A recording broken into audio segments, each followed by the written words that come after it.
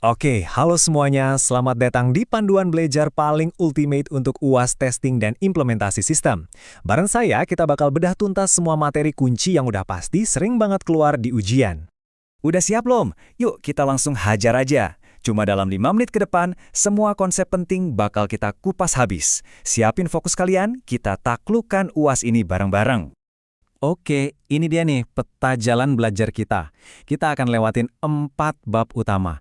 Mulai dari bikin blueprint dengan manajemen risiko, masuk ke fase build dengan automation testing, lanjut ke fase polish alias manajemen bug, dan terakhir fase go live, yaitu implementasi sistem. Anggap aja kita lagi jalanin satu proyek software dari awal sampai akhir.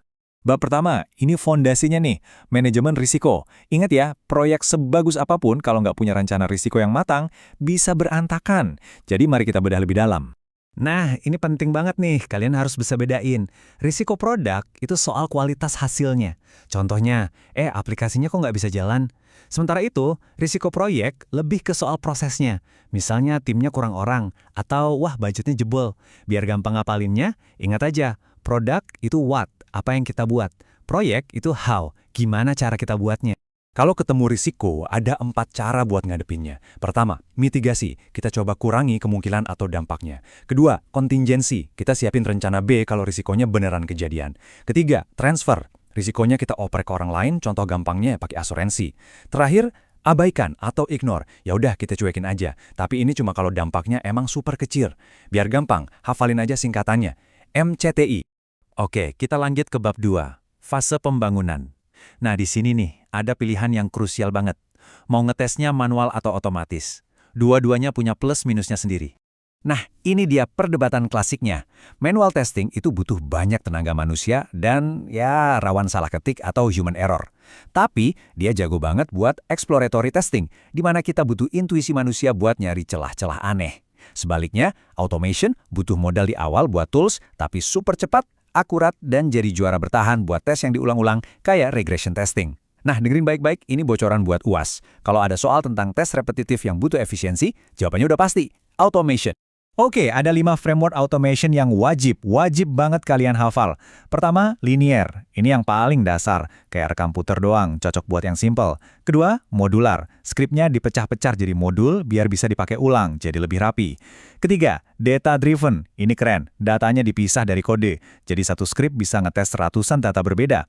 Keempat, keyword driven. Ini pakai kata kunci sederhana, jadi orang non-teknis pun bisa bantu bikin skenario tes. Dan terakhir, hybrid. Ya, gabungan dari semuanya buat proyek yang kompleks. Biar gampang, ingat aja inisialnya. LMDKH. Sekarang kita masuk ke fase polish, alias seninya berburu dan ngelola bug. Gini, nemuin bug itu satu hal, tapi ngelaporin dan ngelolanya dengan benar itu seni tersendiri. Ini inti dari kerjaan seorang tester. Coba dilihat di layar, laporan bug yang bagus itu bukan cuma nulis aplikasinya error ya. Harus ada strukturnya. Ada 3 bagian wajib yang kalau kalian penuhi, wah, dijamin developer bakal seneng banget sama kalian. Jadi, 3 kunci itu adalah SSI, Summary, Steps to Reproduce, sama Isolation. Summary itu judulnya harus jelas. Steps to Reproduce itu resepnya, langkah-langkah pasti biar bugnya muncul lagi. Dan isolation itu info tambahan buat bantu developer nemuin akar masalahnya. Kuncinya ingat SSI. Ini pada dasarnya ngejawab 3 pertanyaan. Apa masalahnya, bagaimana cara munculinnya, dan di mana kira-kira letaknya. Nah, ini tolong perhatiin baik-baik ya, karena sering banget keluar di ujian. Severity itu ngomongin dampak teknis. Bikin sistem crash, itu severity-nya tinggi. Sedangkan priority itu ngomongin urgensi dari sisi bisnis. Pengguna gagal bayar? Wah, itu priority-nya tinggi.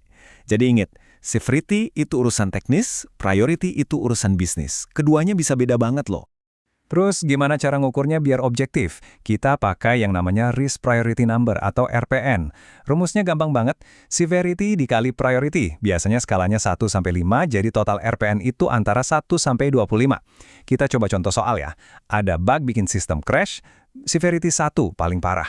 Tapi cuma ada di fitur yang jarang banget dipakai, priority 4. RPN-nya berapa? Tinggal kaliin aja. 1 kali 4, hasilnya 4. Gampang kan? Oke, ini dia siklus hidup bug. Kelihatannya ribet ya, banyak panah. Tenang, jangan pusing. fokus saja ke alur utamanya. Bug dilaporin, reported, terus dikasih ke developer, assigned, lalu diperbaiki, fixed, dicek lagi sama tester, confirmed, dan akhirnya ditutup, closed. Udah, bayangin aja kayak lagi ngelacak status paket online. Simple. Terus gimana kita bisa bilang tim testing kita itu jago atau enggak? Nah, kita ukur pakai Defect Detection Percentage atau DDP. Rumusnya gampang kok.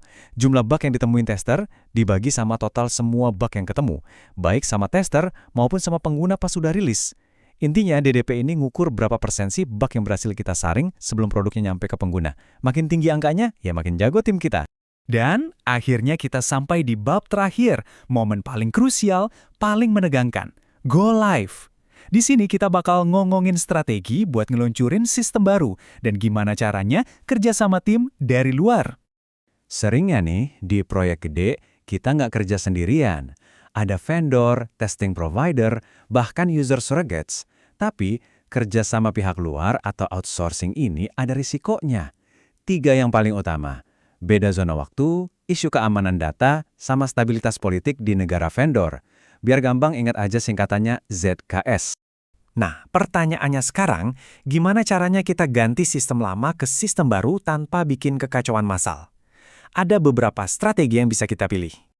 Oke, ini dia 3 strategi utamanya. Tolong perhatikan plus minusnya ya. Pertama, direct cut over. Sistem lama langsung mati, sistem baru langsung nyala. Murah, tapi risikonya paling tinggi. Cocok buat UMKM. Kedua, paralel. Sistem lama dan baru jalan barengan untuk sementara. Aman banget, tapi ya mahal. Biasanya bank pakai cara ini. Terakhir, phased, implementasi bertahap per modul atau per lokasi. Risiko dan biayanya di tengah-tengah, pas buat sistem yang super gede. Biar nempel di kepala, bayangin aja kayak gini. Direct itu kayak loncat dari tebing, langsung ganti semua. Paralel itu kayak 2 rel kereta jalan barengan berdampingan. Dan phased itu kayak efek domino, satu persatu bertahap. Oke, siap-siap ya. Ini prediksi soal UAS. Ada sebuah UMKM mau ganti sistem kasir. Kata kuncinya ada 2, harus cepat dan budgetnya minim. Menurut kalian, strategi implementasi apa yang paling pas? Saya kasih waktu 3 detik buat mikir. Jawabannya tentu aja, direct cut over. Ini pilihan yang paling masuk akal buat situasi yang butuh kecepatan dan biayanya harus ditekan. Dan itu dia, selesai sudah. Kita udah ngebahas semua poin-poin paling krusial dari 4 bab utama. Kalian baru aja nyelesain rangkuman materi paling padat dan paling penting. Serius kalian udah punya semua bekal yang dibutuhin. Sekarang tinggal percaya diri, baca soal yang teliti, dan ingat semua tips yang udah kita bahas tadi.